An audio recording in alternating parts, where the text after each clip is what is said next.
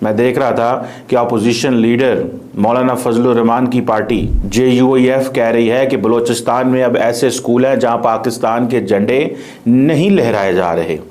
इस चीज़ ने मुझे परेशान किया। ईरान स्पॉन्सर कर रहा है इंडिया को कि वो बलूचिस्तान में घुसें? जी मुझे ऐसे ही लगता है कि ईरान मिला हुआ है साथ, जबकि वो एक इस्लामी ममालिक है लेकिन वो उनका साथ दे रहा है। नहीं तो ईरान क्यों देगा उनका साथ? क्योंकि वो लोग भी कहीं ना कहीं मुसलमानों के खिलाफ हैं। ईरान के अंदर मुसलमान नहीं बसते हैं। शिया कम्युनिटी है, लेकिन है तो वो भी मुस्लिम ही है, लेकिन उनके जो ज़मीर है वो मर चुके हैं। जब ज़मीर मर चुके हैं जी। आपको लगता है कि 1971 एक बार फिर से रिपीट होने वाला है? जिस तरह मशरकी पाकिस्तान हमसे टूट के बांग्लादेश बन गया, इस तरह जो अब है बलोचिस्तान हमसे अलग हो जाएगा। देखिए इस वक्त पाकिस्तान के मुख्तलिफ केले के सूबों के अंदर प्रोटेस्ट हो रहे हैं। गिलगित बल्तिस्तान की आप बात करें, आप कश्मीर के हालात देख लें, आप सिंध के हालात देख लें, हर सूबे में एहतजाज हो रहे हैं। हर बंदा अपने राइट के लिए सड़कों पर निकला हुआ है। मैं आपको एक पेशेंट को ही दूं आपके चैनल के हवाले से, 2 साल में 3 साल बाद मेरी ये बात सामने आ जाएगी। तजज़िये मेरे बहुत है, मैं इन चीज़ों को बड़ी बारीकी से देखता हूँ, ठीक है ना। आने वाला वक्त 2-3 साल में गिलगित बल्तिस्तान के अंदर बलूचिस्तान वाले हालात आपको नजर आएंगे। अब हालत ये आ गई है कि आपको ये कहना पड़ रहा है कि भाई आप पाकिस्तान का नेशनल एंथम असेंबलीज में क्यों नहीं गा रहे, स्कूलों में आप। अच्छा वो मैं तो इस बात पर हूँ कि शुक्र करें आप कि अब्दुल गफूर हैदरी साहब ने ये नहीं कह दिया कि वहां पर हिंदुस्तान का झंडा लहराया जा रहा है बलूचिस्तान में।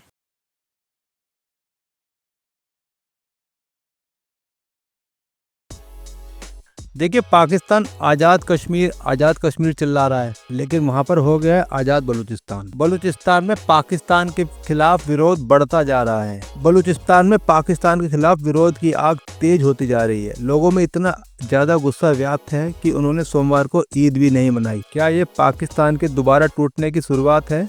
क्या उसके संकेत दिखाई दे रहे हैं? आइए देखते हैं। देखिए बलूचिस्तान पाकिस्तान का सबसे बड़ा सूबा है। यह पाकिस्तान के क्षेत्रफल का कुल 44% के लगभग है, लेकिन वहाँ की पॉपुलेशन केवल 6% है। ये वह जगह है जहाँ पर 1948 में पाकिस्तान ने जबरन कब्जा कर लिया था। तभी से पाकिस्तान के खिलाफ वहाँ के लोग तभी से संघर्ष करते आ रहे हैं। वो लगातार अपने आज़ाद बलूचिस्तान की मांग को पुरजोर तौर से उठाते आ रहे हैं, लेकिन पाकिस्तानी सेना ने वहाँ पर आतंक मचाया हुआ है। जिस बर्बरता से पाकिस्तानी सेना ने बलूचिस्तान के लोगों को मारा, उनके प्रोटेस्ट को दबाने का प्रयास किया, वहाँ पता नहीं हज़ारों लोगों को उठा के ले गई। आज तक उनकी बॉडी जिंदा है अलाइव कुछ पता नहीं है। आज बलूचिस्तान के में ऐसे हालात हो गए हैं कि बलूच विद्रोही आर पार के मूड में दिखाई दे रहे हैं।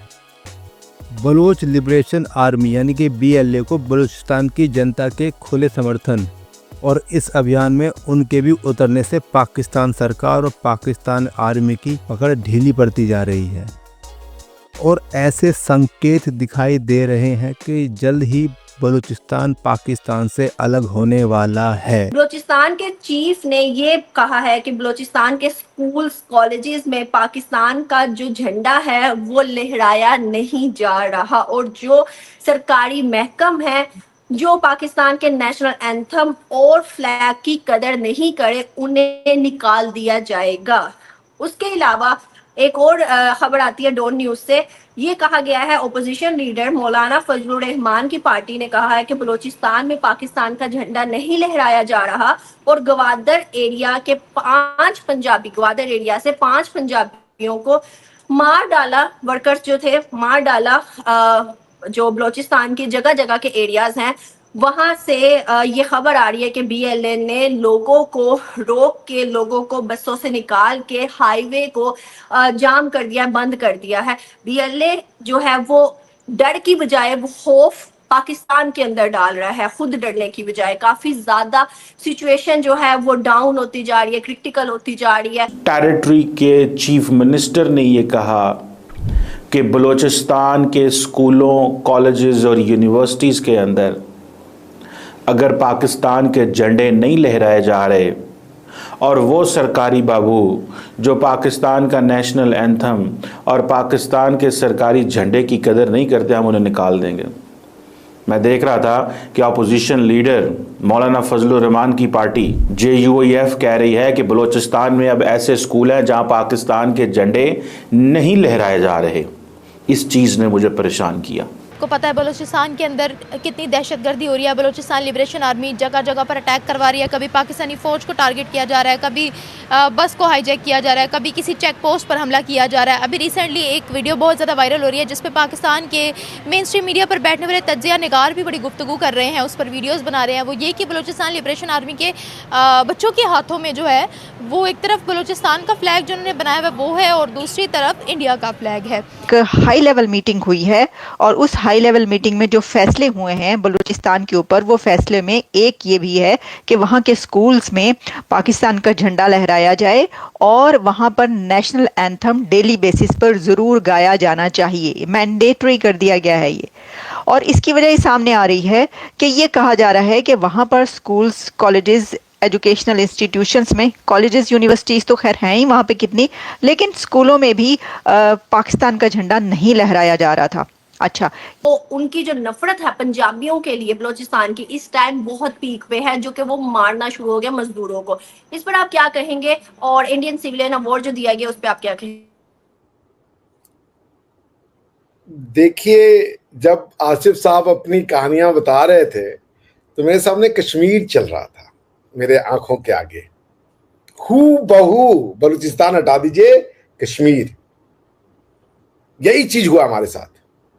नफरतें ऐसी बो दी कि यूपी बिहार के हिंदू जो जाते थे बेचारे काम करने वाले, उनको गोलियां मारते थे ये लोग धर्म देख करके। उसके बाद पाकिस्तान के जो हाफिज सईद के साथ जाकर के JKLF के लोग फोटो खिंचवाते थे, उनको अवार्ड दिलवाते थे। आज ये बलूचिस्तान में हो रहा है, ये भारत करवा रहा है कर्म। मैं हैरान था। Everything you said we faced it. हमारा खून जलता था इस पे, आज आपने मरहम लगाया है। बांग्लादेश का भी तो ऐसे ही हुआ था ना कि जोग्राफिकल डिस्टेंस इतना ज़्यादा था, वो इतने अच्छे से अटेंड नहीं कर सके थे। और देखिए, एक जगह पर रहते हुए आप अगर सबको साथ लेकर चलोगे तो इतना मसला नहीं होगा। अच्छा, तो आप बोल रहे हो बांग्लादेश को अलहदा करवाने में भी इंडिया का हाथ था, बलूचिस्तान को अलहदा करवाने में भी उनका हाथ होगा। सबसे पहले तो हमें अपनी कमियों को देखना पड़ेगा। Yes, exactly. तो रॉ क्या इतनी, मैं अब देखिए ना, हर किसी जो भी कह रहा है कि रॉ की इन्वॉल्वमेंट है, मैं उससे यही सवाल पूछ रही हूँ कि रॉ इतनी स्ट्रॉन्ग हो गई है कि वो बांग्लादेश बलूचिस्तान के अंदर कंट्रोल ही नहीं हो रही। देखिए, रॉ स्ट्रॉन्ग थी तो फिर देखिए ना, हमारे पास जो हमने उनका पायलट यानी कि यहाँ पर पाकिस्तान में रुकवाया तो वो उसको इतने स्ट्रॉन्ग थे तो वापस बुला लिया था ना। रॉ का एजेंट यहाँ पर था, स्ट्रॉन्ग थे तो उन्होंने वापस बुला लिया था ना। पाकिस्तान में से अगर वहाँ पर अगर कोई चला जाए और उनको वो रोक ले, हम वापस बुला सकते हैं। इंडिया बहुत ज़्यादा स्ट्रॉन्ग है, हमारे कंपैरेटिवली इकोनॉमिकली, एजुकेशनली इंडिया बहुत ज़्यादा स्ट्रॉन्ग है। सर, पाकिस्तान के मीडिया का और हमारी गवर्नमेंट का, हमारी रियासत का यही कहना है कि जाफर एक्सप्रेस का हादसा पेश आया था, ये इंडिया और अफगानिस्तान ने मिल के करवाया है। BLA को पूरी सपोर्ट और पूरी ट्रेनिंग दी गई है इंडिया और अफगानिस्तान की जानिब से।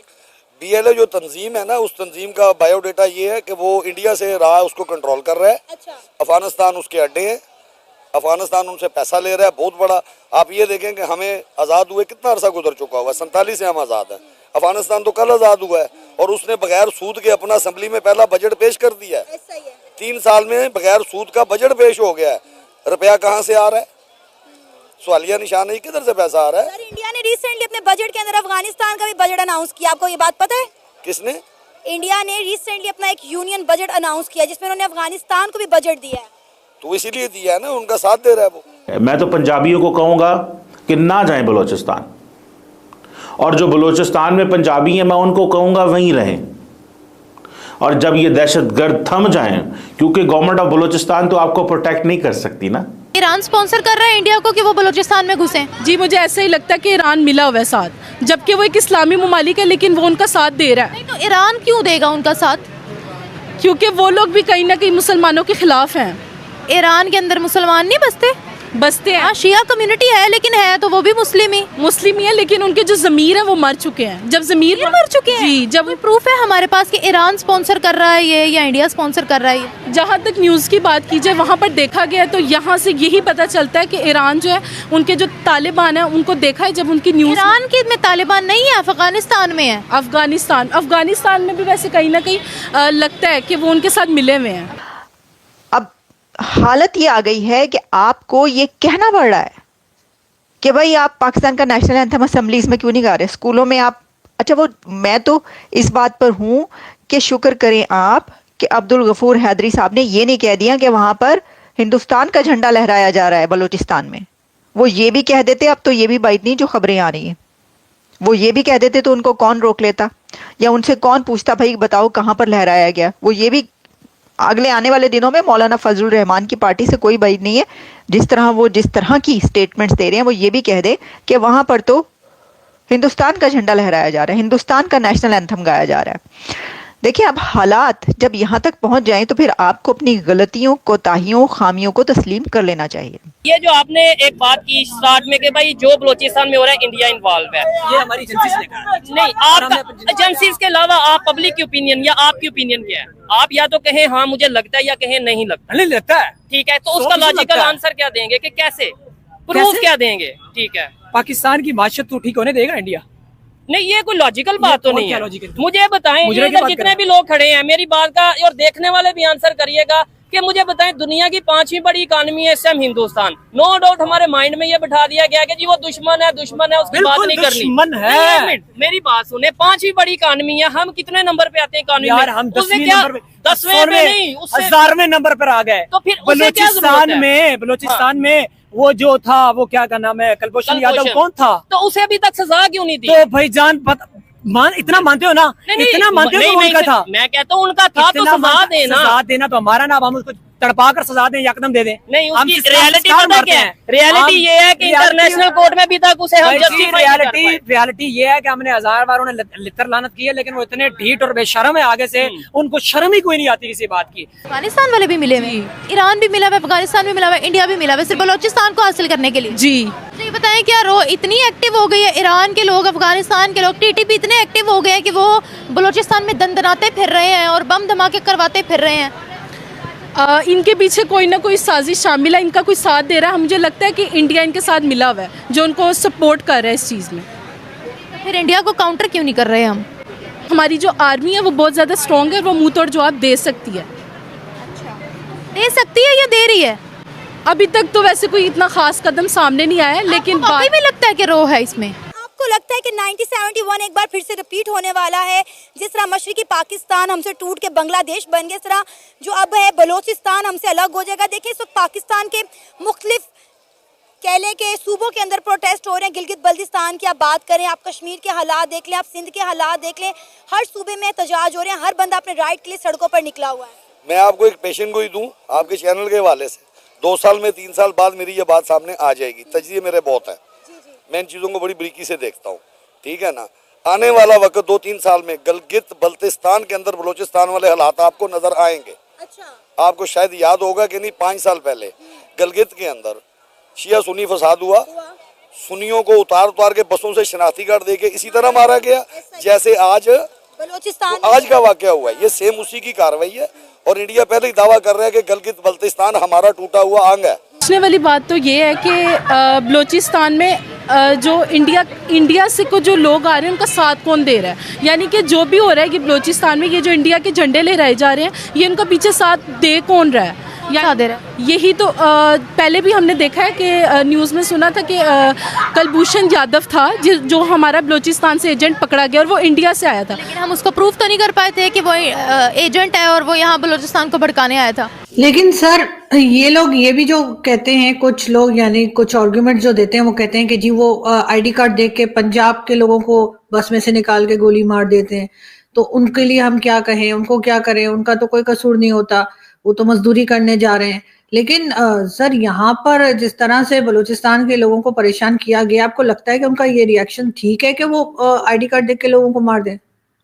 नहीं, ये मुझे नहीं लगता ये रिवेंज का एटीट्यूड है उनका। कहना है, मैं पढ़ रहा था कि देखिए बलूचिस्तान के हालात इतने खराब हैं, पंजाब के बेहतर हैं, पंजाब से क्यों कोई आएगा बलूचिस्तान में काम करने के लिए? सोचने की बात है। तो ये आ रहे हैं तो उसमें ये काम करने के लिए नहीं है, ये मजदूर एक्चुअली नहीं है, ये हम पर स्पाई करने के लिए हैं, ये एजेंसी के आदमी हैं, ये पाकिस्तान आर्मी के आदमी है। क्योंकि अब बलूचिस्तान क्यों आएंगे? यहाँ सिचुएशन इतनी बैड है, पानी का, पीने का पानी की प्रॉब्लम है, खाने की प्रॉब्लम है, तो ये क्यों आए? And I think there is some validity in this point.